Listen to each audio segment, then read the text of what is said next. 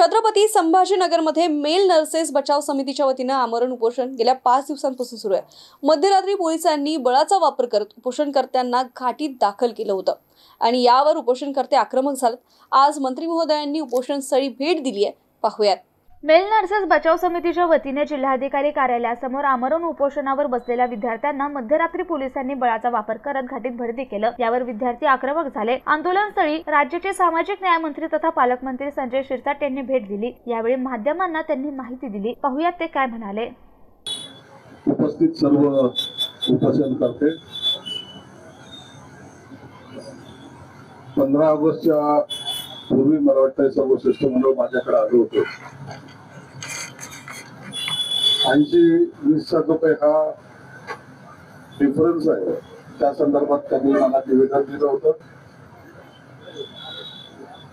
आम्हाला आमच्या हक्काचं द्या आणि पात्रतेनुसार द्या, आम्ही आमच्या गुणवत्तेच्या आधारे हे सर्व मागतो असं त्यांचं सर्वोच्च मत होतं।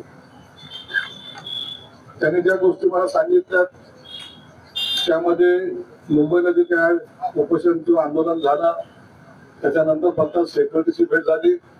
सेक्रेटरीने त्यांना काहीतरी उडवण्याची उत्तर दिली असं त्यांचं म्हणणं आहे। हा जो निर्णय असेल, एखादा निर्णय जर घ्यायचा असेल तर त्याला सेक्रेटरी हा जबाबदार नसतो, तर त्याला एक शासन म्हणून जे राज्यकर्ते असतात त्यांनी निर्णय घेतला त्याची अंमलबजावणी करण्याचं काम हे खालच्या पातळीवर होत असतं। म्हणून मी त्यांना सुद्धा सांगितलं की तुमचं हे जे आंदोलन आहे हे या जिल्ह्यापुरतं मर्यादित नाही, हे महाराष्ट्रामध्ये सगळीकडे हे आंदोलन चालू आहे आणि या आंदोलनाचा खऱ्या अर्थानं पाठपुरावा करायचा असेल तर तो मुख्यमंत्र्यांपर्यंत हे विषय जाऊनच होईल याबद्दल शंका आहे। आता मी जरी असतो, पालकमंत्री जरी असतो, त्याच्यात काय निर्णय घेणार आहे तर निर्णय घेण्याचा अधिकार मला काही नाही। मी माझं फक्त तुमचं निवेदन पोहोचतो म्हणून मी त्याच्यापर्यंत पोहोचू शकतो। त्यासाठी मी यांना काल आजच आता सांगितलंय की उद्या तुम्ही 1-2-5 लोक या मुख्यमंत्री साहेब उद्या शहरामध्ये आल्याचे आहेत, त्यांना निवेदन देऊ। मंगळवारी आमची जी काही कॅबिनेटची बैठक असते त्या बैठकीमध्ये सुद्धा या विषयावर चर्चा करता येईल। चर्चा केल्यानंतर जे खात्याचे मंत्री आहेत हसन मुश्रीफ साहेब, त्यांची भूमिका काय, मग त्याच्या अनुसार सरकारची भूमिका काय, हे सर्व मंगळवारी तुम्हाला आपल्याला क्लिअर करता येईल। आम्ही मेल नर्सेस महाराष्ट्र शासनाच्या अधिसूचनेच्या विरोधात नवीन सेवा प्रवेश नियमावली DMER या 80-20 म्हणजे 80% स्टाफ नर्सेसच्या भरतीमध्ये मुलींना जागा आणि 20% मुलांना जागा या संविधान विरोधी, भेदभावाविरोधी अधिसूचना रद्द करावी याच्यासाठी 1.5 महिन्यापासून लढत आहे। आमचे 3 उपोषण दिनांक 18 ऑगस्ट पासून आमचे दुर्गादास शिंदे, सचिन खंदारे आणि शंकर नाईक नवरे हे उपोषणाला बसलेले आहेत। आजचा 5वा दिवस आहे। अजून उपोषणकर्त्यांची संख्या वाढत आहे। आमरण उपोषण चालू होतं।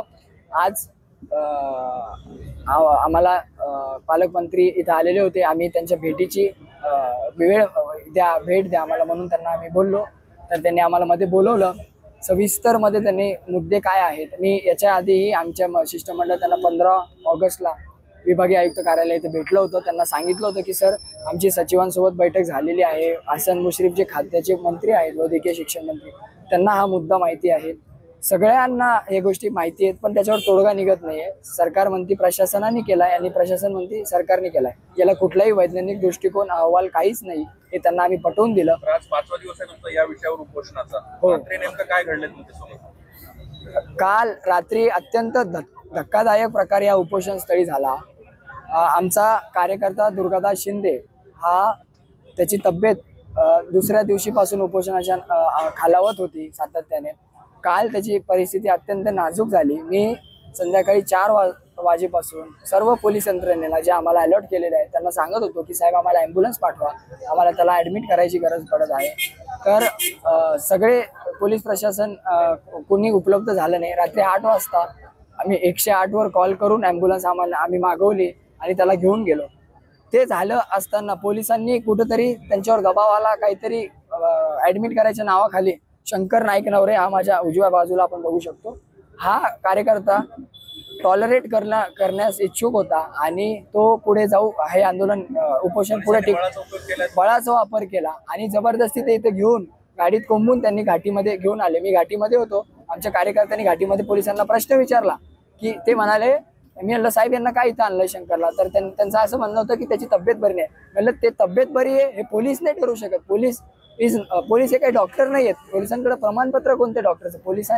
पोलिसांचं काम करावं. डॉक्टरचं पथक नव्हतं सोबत. पोलिसांनी त्यांच्या व्हॅनमध्ये नेलं आणि दमदाटी करून त्याला ऍडमिट केलं. पण मी या तिघांना सलाम करतो.